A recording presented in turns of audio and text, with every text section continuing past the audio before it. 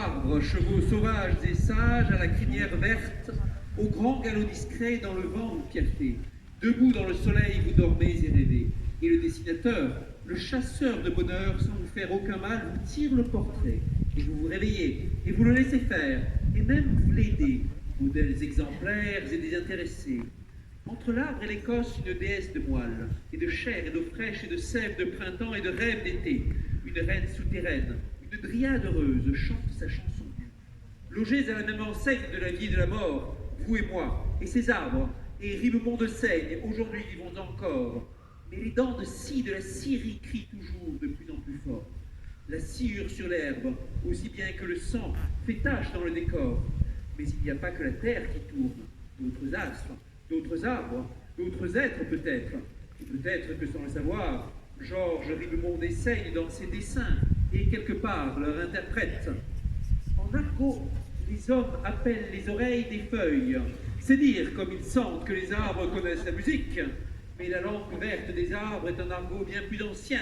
Qui peut savoir ce qu'ils disent lorsqu'ils parlent des humains? Les arbres parlent arbres, comme les enfants parlent enfants. Quand un enfant de femme et d'homme adresse la parole à un arbre, l'arbre répond, l'enfant l'entend. Plus tard, l'enfant parle arboriculture avec ses maîtres de ses parents. Il n'entend plus la voix des arbres. Il n'entend plus leurs chansons dans le vent. Pourtant, parfois, une petite fille pousse un cri de détresse dans un square de ciment armé, d'herbes mornes et de terre souillée. Est-ce la tristesse d'être abandonné qui me fait crier au secours, ou la crainte que vous oubliez, arbre de ma jeunesse pour de vrai? Dans l'oasis du souvenir, une source vient de jaillir. Est-ce pour me faire pleurer? J'étais si heureuse dans la foule verte de la forêt, avec la peur de me perdre et la crainte de me retrouver. N'oubliez pas votre petit ami, arbre de ma forêt. Dans l'avenue ornementale du cimetière, incorruptiblement s'incline et se balance l'ordonnateur de la douleur locale, obligatoire, protocolaire, arbitraire, le cyprès, toujours vert. Non loin de là, l'osier sauvage danse sur la rivière, au pied d'un hêtre pourpre rêve une dryade rousse. Mauvais élèves du chagrin noir, derrière le dos de la mort, le deuil et la douleur bien vite se dissipent, et le crocodile et le saule rient aux larmes, des larmes que leur prêtent les hommes. Pauvre ville, les vandales, les architectes ont arraché ta ceinture verte. Au cordon Bigford, à la corde à sauter, ils ont fait danser le dernier écureuil. Sur l'opéra des oiseaux tombe le rideau du deuil. Le savoir-vivre des hommes n'est pas celui des arbres. Et les hommes ont tort de dire que les arbres ont l'ignorance de mourir. Les hommes n'ont jamais su lire dans les fougères et ne connaissent pas le premier mot du grand traité d'auto-arboriculture que les ptérodactylographes tapaient vert sur blanc en pleine pierre, de très nombreux siècles avant Jésus-Christ, sous la dictée des branches, dans la musique du vent, de la sève et du sang. Et seuls les amoureux des fous et des oiseaux peuvent encore, de nos jours, de nos nuits, de nos rêves et de nos cauchemars noirs et vrais, peuvent encore lire entre les lignes, dans les feuilles des hommes, des trembles et des chats, la suite passionnante du premier grand feuilleton. Mes chers amis, pour la suite du grand feuilleton, j'appelle sur scène Francis Allais.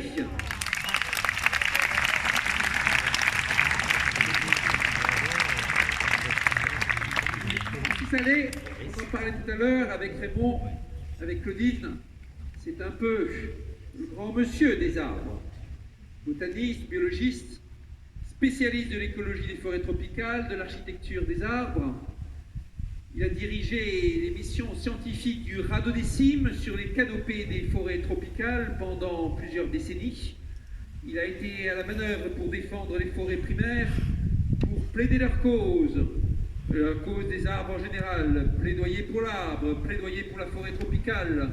Atlas de botanique poétique maintenant, qui vient s'ajouter à la collection des titres de Monsieur Francis, en poésie, en texte, en dessin, en croquis. Francis, comment tu veux commencer ce dialogue autour de l'arbre, après une soirée qui a déjà été foisonnante et arborescente? D'abord dire à quel point j'y suis attaché. On t'a vu prendre des notes pendant tous les exposés. Oui, parce qu'il y a quelques bonnes idées. On ne peut pas les rater. Et écoute, oui, ça m'est arrivé de voir des villes sans arbres. C'est véritablement l'enfer. Surtout que ça se passe souvent dans des pays très chauds. On a besoin des arbres. Voilà, ce petit jardin de la Fondation Cartier, j'y ai pas mal travaillé, j'ai dessiné les arbres ici. Et c'est petit, c'est modeste, mais c'est en plein Paris, ça a une valeur incroyable. Non, non, les arbres, je crois qu'il va falloir qu'on commence à leur accorder la valeur qui est vraiment la leur et qu'on sous-estime jusqu'à présent. Il y a un coupable, Aristote. Qu'est-ce qu'il a encore fait? Il n'a pas fait que ça, mais il a créé ce que je trouve scandaleux, une hiérarchie dans la vie. Tout en haut, il y a l'être humain, c'est bizarre. Ah ben voilà. En dessous, il y a les animaux, en dessous, il y a les plantes, et tout en bas, il y a les pierres. Et donc, il nous a mis dans la tête que les plantes étant immobiles et silencieuses, ça correspondait à une forme de vie vraiment inférieure et vraiment pas passionnante.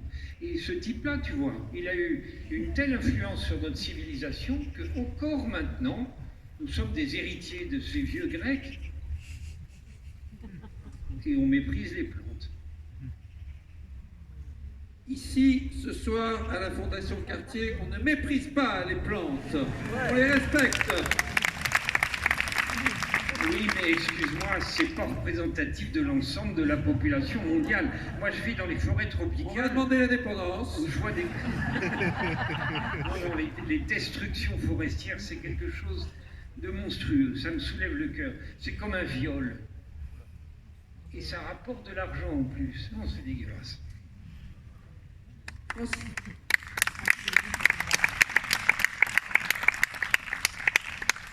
Francis, parle-nous un peu de ces expéditions, de la canopée, de comment ça se passe, c'est quoi les dispositifs? D'abord, je voudrais expliquer pourquoi on a jugé bon de monter là-haut. Un jeune collègue américain, Terry Irwin, a démontré en 1982 que l'essentiel de la vie sur la planète était dans les canopées des forêts tropicales. Lui-même n'est pas monté, parce qu'à l'époque, 82, on n'avait pas de moyens commodes pour monter et pour travailler là-haut. Mais moi, c'est devenu un objectif dans mon existence d'aller voir ce qui se passait là-haut, et on n'a pas été déçus. Alors comment on y monte écoute, Le radeau des cibles, c'est un vrai radeau ou comment ça se présente? C'est une surface, cette canopée, donc il y a deux solutions. Soit tu montes d'en bas, soit tu te poses dessus. Et nous, on a choisi de se poser dessus. Oui, c'est un espèce de grand radeau. Voilà, il tiendrait à peu près ici dans ce jardin, mais 600 mètres carrés, 600 kilos. Voilà. J'étais pas seul là-dedans, j'ai été extraordinairement aidé par un architecte parisien, Gilles Ebersold, et par un extraordinaire pilote lyonnais, Danny Cléier-Marel. Et ça fait 30 ans qu'on travaille ensemble et on n'a qu'une envie, c'est de repartir. Combien de temps, combien d'expéditions, combien de temps, si tant est que ça ait un sens, et qu'est-ce que vous en avez ramené? Si je ne me trompe pas, 8 grandes expéditions internationales en Afrique, en Amérique et en Asie. Et on en a ramené une meilleure connaissance de la forêt et on en a ramené aussi une très haute opinion de la canopée. Les forêts primaires, ça existe. Je ne me permets de pas être d'accord avec un intervenant de tout à l'heure. François Michel, il n'a pas dit qu'elles n'existaient pas, mais il a dit que... Non, il a dit qu'elles avaient été modifiées par l'homme. Mais une forêt primaire, si tu attends un nombre suffisant de siècles, ça redevient primaire. Si on commence par enlever les hommes du paysage et qu'on laisse un certain nombre de siècles, oui, mais si les humains continuent à le transformer... Non, mais il y a des endroits dans le monde qui, heureusement, contiennent encore des forêts primaires. Il faut se dépêcher d'aller les voir. C'est non seulement le sommet de la biodiversité mondiale, mais c'est aussi, de mon point de vue, le sommet de l'esthétique. Je n'ai jamais rien vu d'aussi beau qu'une canopée de forêt équatoriale. Même les canopées des récifs coralliens avec ces merveilleux poissons qui tournent partout. Bon, c'est très beau, mais je trouve que la plus grande beauté, de mon point de vue, c'est les canopées forestières. Est-ce qu'il y a un dispositif qui est encore à l'œuvre? Qu'est-ce qu'on fait maintenant aujourd'hui pour explorer la canopée? On est en train de préparer une mission en Birmanie, Myanmar, et là, on va installer, c'est un peu technique, excuse-moi, on va installer des pièges à insectes, parce que le groupe numéro 1, là-haut, c'est les insectes. Des pièges qui vont servir... C'est eux qui sont tout en haut, finalement. C'est là qu'il y en a le plus. Plus que l'humain, en tout cas, malgré Aristote. Malgré Aristote. Il n'avait pas compris grand-chose aux forêts tropicales, ni aux plantes en général, d'ailleurs. J'ai une dent contre Aristote, ça ne t'aura pas échappé. On va mettre des pièges, et quand la mission sera terminée, les collègues birmans, ils pourront continuer depuis le sol à utiliser ces pièges. Parle-nous un peu de cet atlas poétique. Comment est-ce que l'idée est venue? Pourquoi c'était si important de faire les choses, de marier la botanique et la poésie? Et est-ce que ça s'inscrit dans un courant ou est-ce que c'est une de tes lubies? Non, c'est pas une lubie. Non, mais la botanique et la poésie, ça marche extrêmement bien ensemble. Ça a toujours marché ensemble. N'est-ce pas? Je suis d'accord. Alors, c'est une commande de Artaud et j'ai eu plaisir à j'ai eu plaisir à regrouper une série de plantes parmi les plus étonnantes que j'ai croisées dans mon existence. Et ce petit bouquin marche bien. Il est traduit déjà en 4 langues. Allez, parle-nous d'une ou deux de ces plantes les plus étonnantes qui soient. On croit que les plantes n'ont pas d'oreilles. Et je me souviendrai toute ma vie de ma visite dans le jardin botanique du Yunnan, en Chine tropicale. Le patron me dit « Connaissez-vous la plante qui danse ?» Ah, j'ai dit non, mais il va falloir me la faire connaître vite fait. Alors il m'amène devant un petit desmodium, pas énorme, peut-être pas, à peine un arbre. Et au pied, il y avait un rond de Chinois qui tapait dans les mains. Je dis au gars, mais qu'est-ce qu'ils font? Ben, il me dit, ils font danser la plante. Les feuilles de cette plante, elles bougent à cette allure-là, à condition de faire un bruit fort. Taper dans les mains, taper les pieds, chanter en chinois. Ils m'ont fait chanter en français. Ça marchait, donc ils étaient extrêmement contents. T'as dansé avec la plante, c'était un vieux rêve qui se réalisait, j'imagine. Mais ça m'a fait grand plaisir de voir que cette plante, elle continue à pas avoir d'oreilles, n'est-ce pas? Mais elle a évidemment des capteurs d'ondes sonores. Sinon, ça ne marcherait pas. Et un souvenir exotique, si on peut dire, un souvenir particulièrement étonnant, par exemple, de toutes tes missions canopéennes? Alors, d'abord, tous mes souvenirs sont exotiques. Voilà, très bien. Oui, une liane d'1 kilomètre. On dit toujours que les plus grandes plantes sont les redwoods de Californie, du coup 115 mètres, 120 mètres, bon, rajoutons encore 5 mètres pour les racines, parce que quand on indique la hauteur d'un arbre, on oublie toujours les racines. 120 mètres. Les rotins d'Asie du Sud-Est, ils font facilement 500 mètres, et on a des fortes probabilités d'avoir en Afrique centrale une liane du genre Antada qui a 1 kilomètre de long. Alors c'est extrêmement compliqué à affirmer parce que pour mesurer une liane d'1 kilomètre de long, c'est un travail monstrueux. Mais enfin, on peut la suivre depuis le sol et on voit qu'elle change de vallée, qu'elle passe de l'autre côté, etc. Ça, c'est des souvenirs merveilleux. Et tout à l'heure, tu nous parlais, au contraire, de choses qui te faisaient rager, crier. Qu'est-ce qui, pour toi, pour nos amis les arbres, pour nos amis forêts, pour notre équilibre en général, est le plus inquiétant, le plus rageant? D'abord dans nos régions, en Europe, en France, tout simplement, des exactions commises par les responsables des villes. Ça vous est peut-être resté en mémoire, mais pas l'été dernier, mais l'été d'avant, il a fallu faire passer un bateau de plaisance sur un camion Et ça passait pas entre les deux lignes de platanes. Et le maire de la commune a fait abattre les platanes pour faire passer un bateau. Je trouve ça scandaleux. J'aime bien les bateaux, mais pas, tout de même pas à ce point-là. Et alors ça, c'est pour l'Europe. Des comportements scandaleux, vraiment d'une désinvolture coupable. Et alors dans les tropiques, c'est la déforestation, on en a déjà abondamment parlé, mais c'est quelque chose de monstrueux, parce que d'abord c'est des forêts qui fonctionnent 12 mois sur 12, contrairement aux nôtres.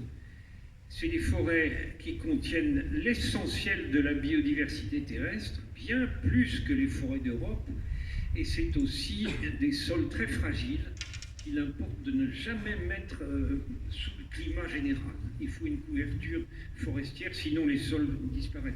Et j'ajoute à ça que ça se passe dans des pays pauvres qui ont besoin, les gens ont besoin de leur forêt. Or, cette forêt, elle est exploitée par des étrangers riches qui en font le commerce. Francis, comment on pourrait apprendre l'arbre à nos enfants? Qu'est-ce qui serait la bonne méthode? Non seulement les laisser grimper dedans, mais les encourager à le faire. Je vois des écoles maintenant où les enfants n'ont plus le droit de grimper. D'ailleurs, beaucoup de parents s'insurgent contre le fait que leurs enfants prennent des risques. Oui, ils prennent des risques, mais la vie est risquée elle-même. Et donc il vaut mieux s'habituer au risque le plus tôt possible. Ouais, tu as beaucoup grimpé quand tu étais gamin. Ah, beaucoup. J'arrête pas. Et puis, sur la façon plus cérébrale ou aristotélicienne de penser à l'arbre, il y a quelque chose qui me manque terriblement, c'est les racines. On a vu des magnifiques documents d'arbres, que ce soit dans le film de Raymond Depardon ou dans toutes les photos qu'on a vues là. Il ne faut pas oublier qu'on n'en connaît que la moitié. Même pas la moitié, parce que les racines, au point de vue de la biomasse, c'est supérieur à la couronne. C'est un peu énervant de penser que encore maintenant, on ne connaît que la moitié de ces organismes-là. Alors, j'entends dire qu'en Italie, dans la petite ville de Padova, Padoue, il est en train de se mettre au point une caméra particulière. Je ne connais pas le système de fonctionnement, mais ça vous permet, en filmant le sol, de voir la progression des racines. J'attends ça avec beaucoup d'intérêt. C'est suffisamment intello? super. Francis, tu nous parlais tout à l'heure de ce jardin. Quels sont tes endroits, tes arbres favoris? À Paris, en région parisienne, le jour où tu auras besoin d'aller voir quelques amis arbres pour te faire du bien, où tu vas? Bon, je ne veux pas être discourtant avec la Fondation Cartier, mais ces petits arbres, ils font triste mine. Ils sont enfermés dans la ville, ils ne sont pas particulièrement beaux. C'est pas sylvestre, ils me font pitié un peu. Ils vont grandir avec ta bénédiction. Par contre, dans la ville, à 2 pas d'ici, je peux trouver des arbres absolument magnifiques. Le platane de Buffon au Jardin des Plantes, par exemple, mais il y en a beaucoup d'autres. Et sur qu'est-ce qu'on va dire sur les petites forêts? Ah, j'ai un scoop. Vas-y. Nous n'avons plus de forêt primaire en Europe. Nous en avons encore une en Biélorussie, à la limite de la Pologne et de la Biélorussie, une forêt magnifique qui s'appelle Bielowiecza. Ceux qui ne l'ont pas vue, ils auraient intérêt à aller la voir. Et avec le gouvernement polonais actuel, cette forêt est gravement en danger. Si elle est détruite, et malheureusement je crois qu'elle va l'être, nous n'aurons plus de forêt primaire en Europe du tout, nous n'aurons plus que des forêts secondaires, c'est-à-dire plus ou moins profondément appauvries et dégradées. L'idée, et il y a maintenant un groupe qui s'occupe de ça, pourquoi est-ce qu'on ne fait pas une forêt primaire en Europe de l'Ouest? C'est parti. Où ça, par exemple? Non, on en est justement à choisir l'endroit. On voudrait que ça soit un projet européen et que la bande forestière en question s'étale sur un certain nombre de pays européens, Belgique, Allemagne, Suisse, France, etc. Magnifique. Mon cher Francis, c'est sur ce scoop que nous te remercions pour cette vision pleine d'humanisme, d'arborisme, de joie. Et de poésie, bien sûr. Continuons avec un autre poète. Cette fois-ci, ce sera Pablo Neruda pour son ode au bois. Ah, de tout ce que je connais et reconnais entre toutes les choses, c'est le bois, mon meilleur ami. Je porte par le monde, sur mon corps, mes vêtements, un arôme de Syrie, une odeur de plantes rouges. Ma poitrine, mes sens se sont imprégnés dans mon enfance d'arbres tombants, de grands bois pleins de futures constructions. J'ai entendu frapper le gigantesque Alers, le haut laurier de 40 mètres. La hache et les reins du bûcheron minuscule soudain picotent sa colonne arrogante. L'homme est vainqueur, tombe la colonne d'arôme, la terre tremble, un tonnerre sourd, un noir sanglot de racines, et alors une vague d'odeur forestière a inondé mes sens. C'était dans mon enfance. C'était sur la terre humide, loin dans les forêts du sud, dans les odorants et verts archipels.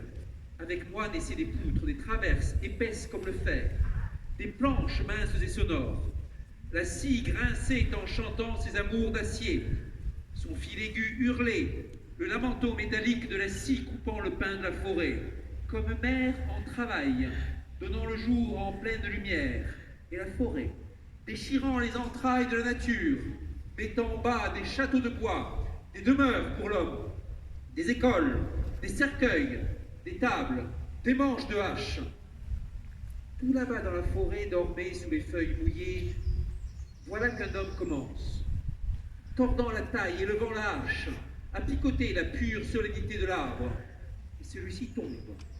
Tonnerre et senteur tombent, pour que d'eux naissant la construction, la forme, l'édifice des mains de l'homme. Je te connais, je t'aime, je t'ai vu naître, bois. Aussi, si je te touche, tu me réponds comme un cœur aimé. Tu me montres tes yeux et tes fibres, tes nœuds, tes taches, tes veines comme des rivières immobiles. Je sais ce qu'ils ont chanté avec la voix du vent. J'entends à la nuit de tempête le galop du cheval dans la forêt. Je te touche et tu t'ouvres comme une rose sèche qui pour moi seule ressusciterait, me donnant un arôme et un feu qui semblaient morts. Sous la peinture sordide, je devine tes pores. Étouffé, tu m'appelles et je t'entends. Je sens se secouer les arbres qui dominèrent mon enfance. Je vois sortir de toi comme un vol d'océan et de colombes, les ailes des livres, le papier de demain, pour l'homme, le papier pur pour l'homme pur qui existera demain, qui aujourd'hui naît dans un bruit de scie, dans un déchirement de lumière, de son, de sang. C'est la Syrie du temps. Tombe la forêt obscure, obscure l'homme naît, tombent les feuilles noires et le tonnerre nous opprime, parlent en même temps la mort et la vie, comme un violon s'élève le chant ou le lamento de la scie dans la forêt, et ainsi naît et commence le bois, parcourir le monde, jusqu'à être le silencieux constructeur, coupé et perforé par le fer, souffrir et protéger en construisant la demeure où chaque jour se retrouveront l'homme, la femme et la vie. Mes chers amis, pour terminer cette soirée sur une note vivante, j'appelle auprès de moi, avant la dégustation où nous mangerons l'arbre et ses habitants, Stefano Mancuso et Fabrice Hibert.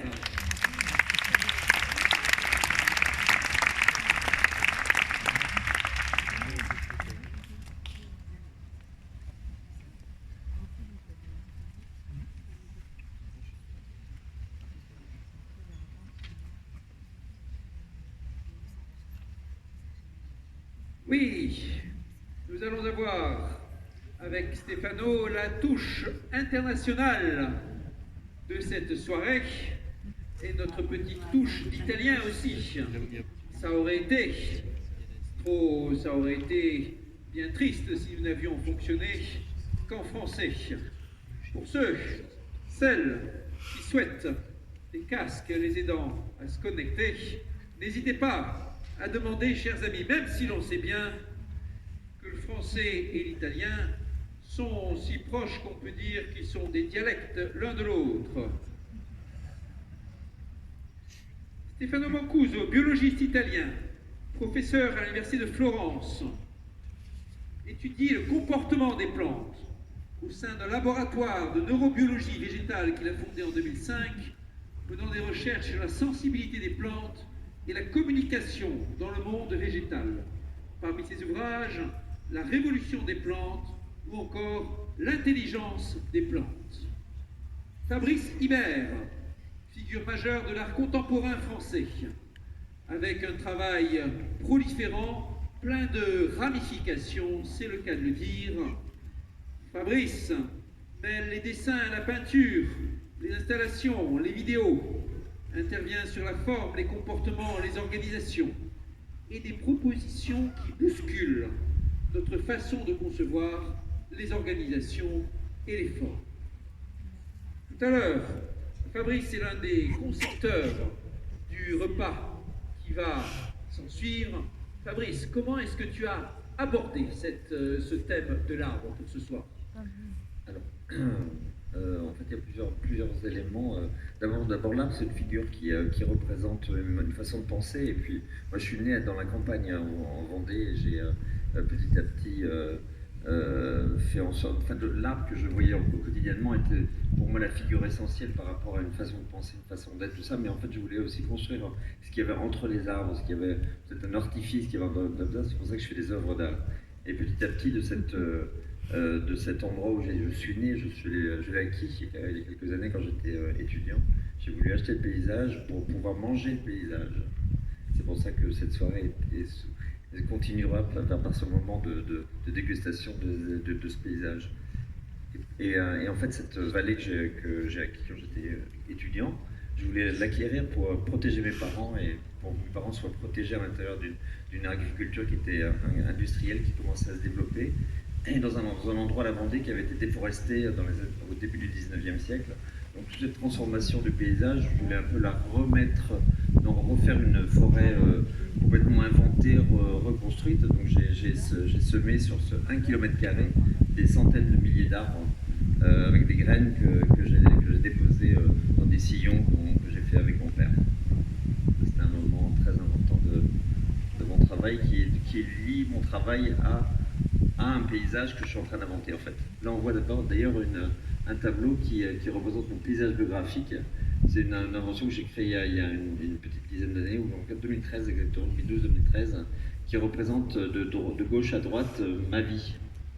C'était un moment où j'avais été très malade, donc j'avais un peu peur de disparaître, donc je voulais un peu remettre une biographie de mon travail sur un paysage. Et j'ai construit un paysage à partir d'un arbre qui a exactement ma hauteur, cet arbre qui fait 1,75 m, qui est là-bas d'ailleurs dans l'exposition, et qui est un arbre de sang, comme ça, où la sève devient rouge.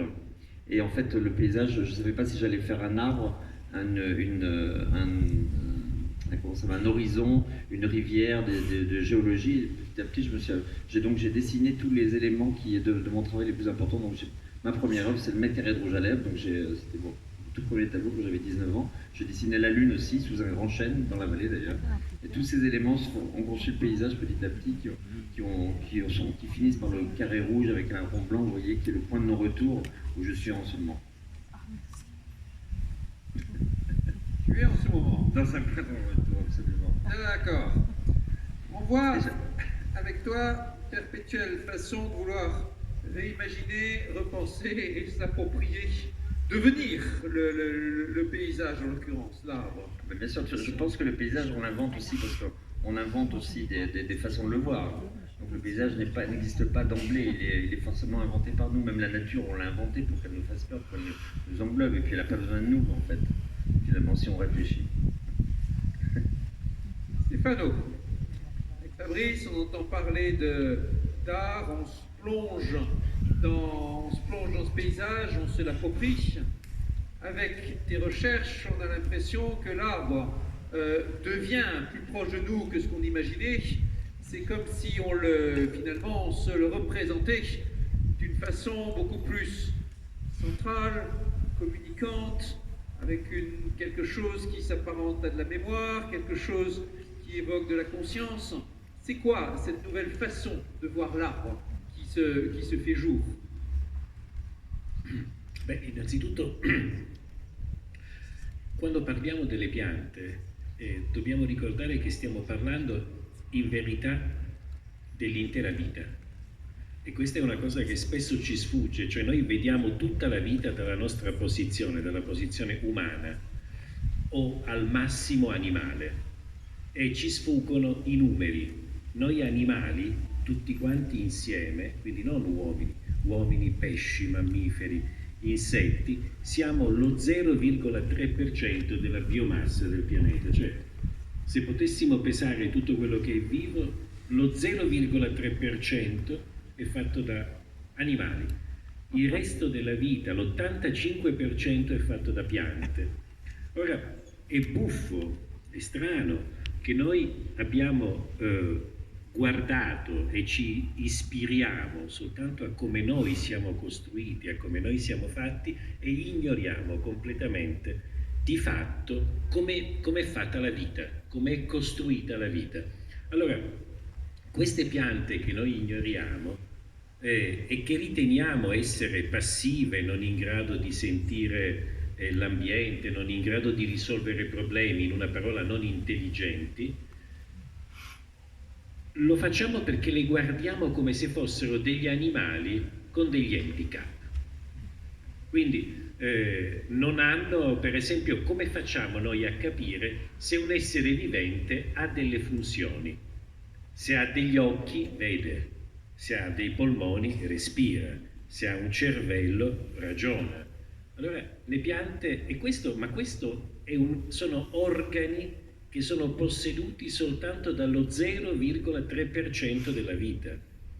L'85% della vita non ha organi, non ha occhi per vedere, orecchie per sentire, un cervello per ragionare, dei polmoni per respirare, perché gli organi singoli o doppi sono un punto debole.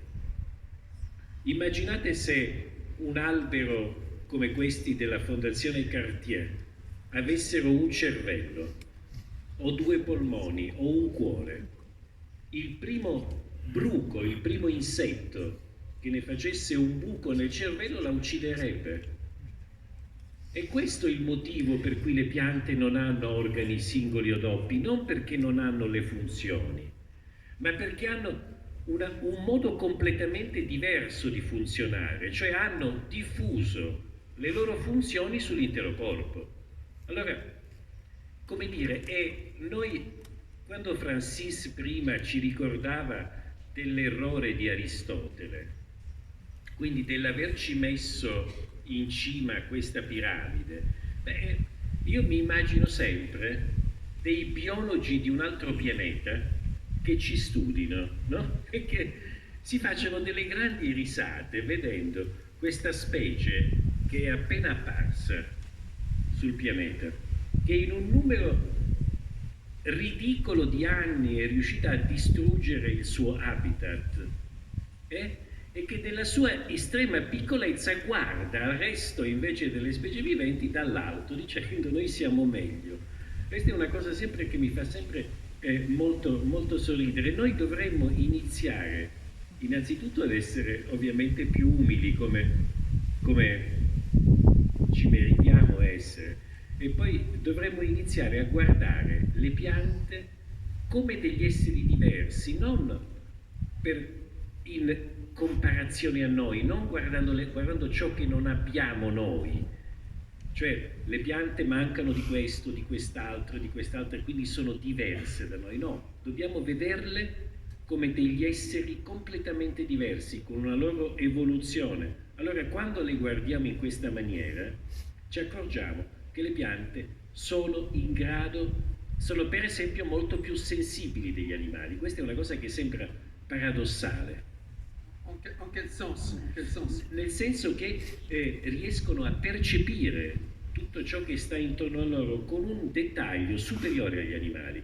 Noi oggi sappiamo che una singola radice è in grado di percepire perlomeno 20 parametri chimici e fisici contemporaneamente. Fra molte delle cose che riesce a percepire una radice noi non riusciamo a sentirle, che ne so, i gradienti chimici, i campi magnetici, i campi elettrici, sono cose che noi non percepiamo e che le piante invece sono perfettamente in grado di percepire. Allora, anche sentire l'ambiente in una maniera così dettagliata, il motivo è anche banale. Perché le piante sono più sensibili degli animali? Perché le piante non hanno la possibilità di correre via, cioè non hanno la possibilità di spostarsi. L'unica loro possibilità di sopravvivenza è legata al fatto di poter raccogliere il maggior numero di informazioni sull'ambiente che è possibile fare. Noi animali, noi diciamo molto spesso di risolvere un problema quando in verità lo evitiamo, cioè noi ci spostiamo dal problema, noi corriamo via, andiamo via dal problema e diciamo che lo abbiamo risolto, mentre invece le piante non possono fare questo, le piante devono risolvere i problemi, se non hanno acqua, se devono trovare dei nutrienti, se si devono accoppiare, se devono avere una vita sociale, se devono comunicare, non lo possono fare allontanandosi dal luogo in cui stanno, quindi devono davvero risolvere il problema. Poi magari faccio vedere anche un filmato, se è possibile, in cui possiamo vedere anche un classico esempio. Ecco qui, guarda. Allora, ora prima di farlo partire lo spiego per un attimo. Come si misura l'intelligenza negli animali? Negli animali l'intelligenza in maniera classica si misura attraverso la risoluzione di un labirinto. Si mette un topo in un labirinto, si vede quanto tempo impiega a risolverlo. Bene. Ora, non è possibile fare la stessa cosa con le piante, perché le piante sono lente, vanno piano. Ma immaginiamo un sistema diverso. Immaginiamo che ogni volta che di misurare l'intelligenza sulla base di quante volte si sbaglia la direzione e vediamo che cosa succede. Qui vediamo, ora vedremo, quella puntina lì sopra è l'apice di una radice e questo è un labirinto e questo quadratino rosso è il posto dove io ho messo del nitrato di ammonio, che è l'equivalente del formaggio per un topo. Allora facciamo partire il film e ecco, vedete che cosa fa la radice? La radice ogni volta che si trova un bivio decide e trova sempre perfettamente la strada più corta. Vedete, gira, ecco qui, gira di nuovo dalla parte corretta e poi arriva senza aver mai sbagliato al nitrato d'ammonio. Ora, beh, se lo merita. Allora, magari molti di voi potranno pensare, ma questo labirinto alla fine è molto facile. Quando io ho mostrato per la prima volta questo labirinto a un congresso con dei miei colleghi in Germania, è proprio quello che mi hanno detto, ma questo è un labirinto facile. Come se loro avessero visto ogni giorno piante risolvere labirinti, no? Io sapevo che mi avrebbero detto che era un labirinto facile e allora nella stanza accanto avevo riprodotto lo stesso labirinto e gliel'ho fatto fare a loro. Allora sappiate che un botanico medio sbaglia il 70% delle volte quello stesso labirinto.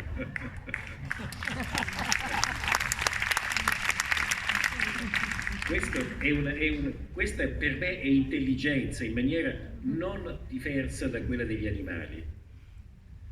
Fabrice, par rapport aux représentations qu'on peut se faire, à la façon dont on peut même graphiquement se représenter l'arbre par rapport à l'environnement, par rapport à nous, qu'est-ce que ça t'inspire, ce genre d'expérience?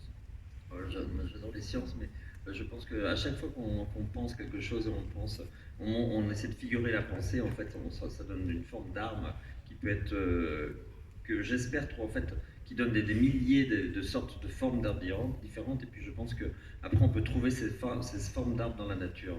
Je pense que la pensée peut aussi suggérer des formes qu'on va trouver, et peut-être même regarder les arbres différemment par la suite. En fait, dans beaucoup de mes dessins, d'ailleurs, souvent, il y a des dessins, il y a des images d'arbres qui apparaissent, et puis j'essaie de trouver l'arbre qui correspond à ce dessin-là. Après.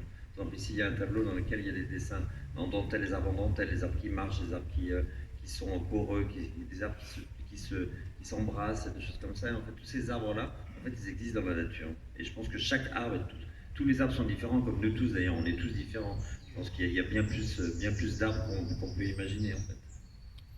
Toi, tu nous parles des arbres qui s'embrassent. Oui. Et Francis Allais, il a parlé à un moment des arbres qui ont de la timidité, maintenant entre eux une certaine distance. Et on a pu un commentaire, Stéphano, sur les comportements que les arbres peuvent avoir les uns par rapport aux autres, s'attirant, gardant de la distance, quelle communication les uns avec les autres.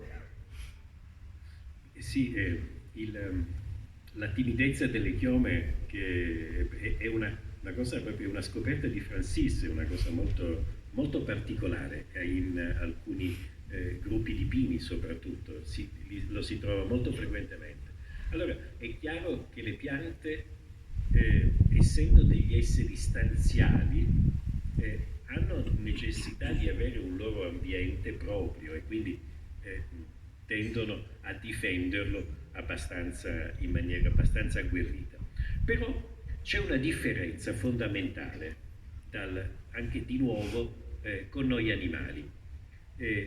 Io direi che nelle piante in genere, proprio perché sono ferme, proprio perché non possono andarsene in giro, le piante hanno una necessità straordinaria di avere una comunità intorno. Cioè, le piante devono per forza avere una loro comunità, altrimenti con chi possono riprodursi?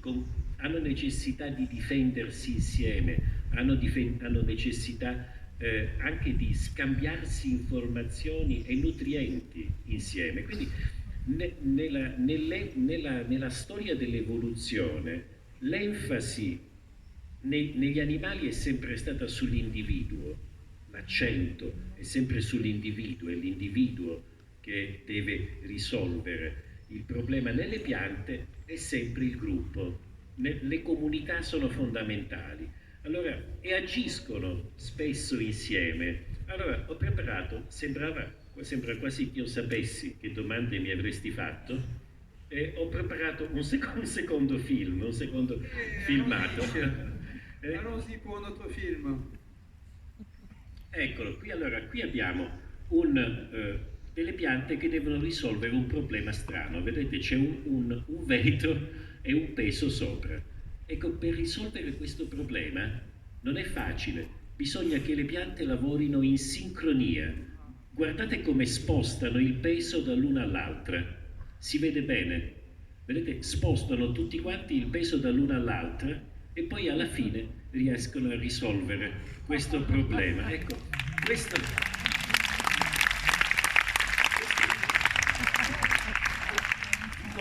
è un problema che si risolve soltanto se si lavora insieme.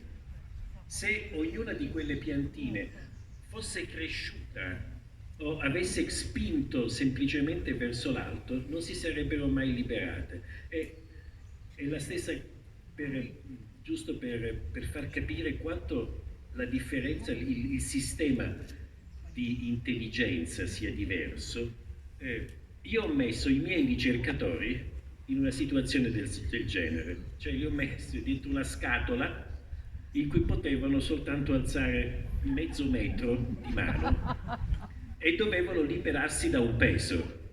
E ho detto, vediamo quanto ci mettete.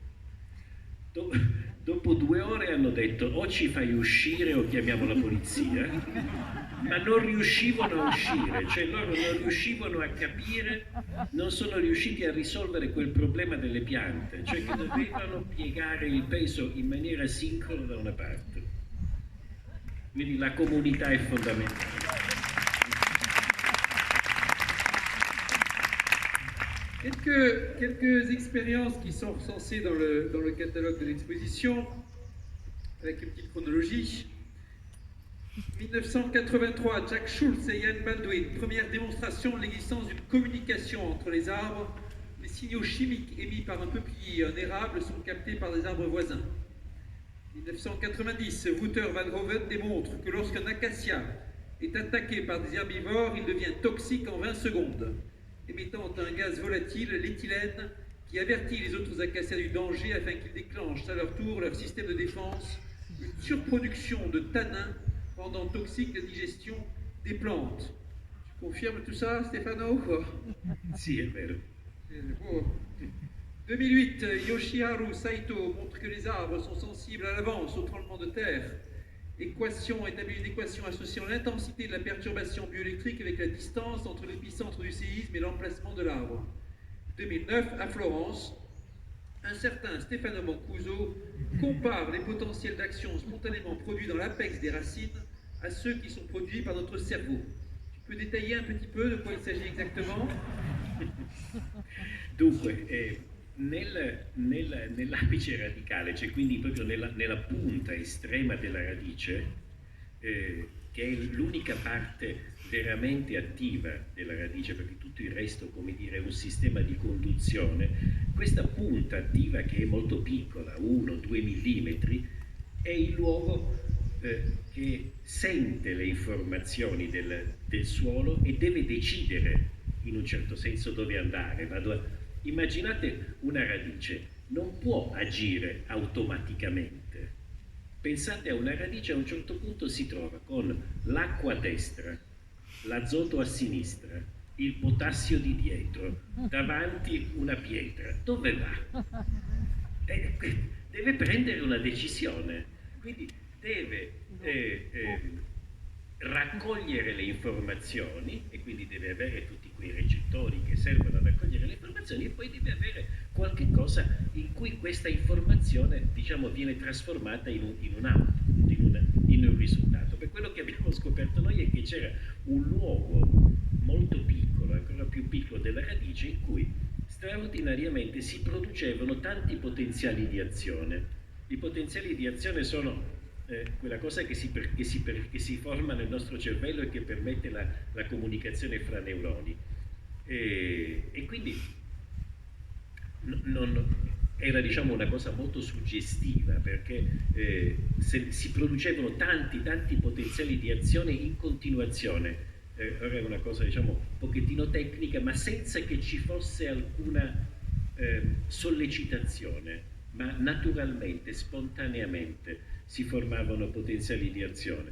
Allora, se si danneggia questa regione, la pianta, la radice diventa come completamente incapace di decidere, cresce e basta, non va né a sinistra né a destra, quindi ne abbiamo dedotto che questa regione sia una specie di centro di comando, una specie di centro in cui le informazioni arrivano e se ne trae una decisione. Qualche cosa di analogo, ma ovviamente molto va presa con le pinze, questa cosa ha un minuscolo cervello, ma non ha niente a che fare col cervello, ecco. Pourtant, je me dis qu'il faut absolument travailler sur la résolution de problèmes politiques par les plantes.